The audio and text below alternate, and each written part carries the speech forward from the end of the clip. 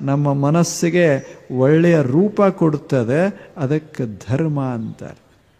That which makes our mind beautiful,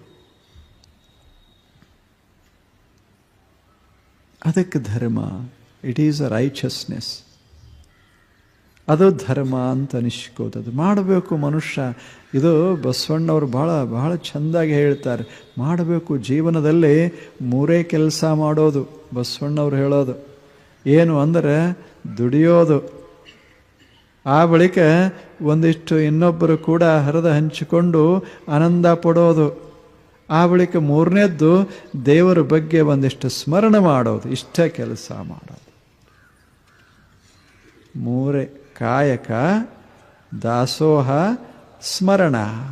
ದೇವರ ಸ್ಮರಣ ಸಾಕು. ಇಷ್ಟು ಮಾಡಿದರೆ ಮನುಷ್ಯ ಶರಣ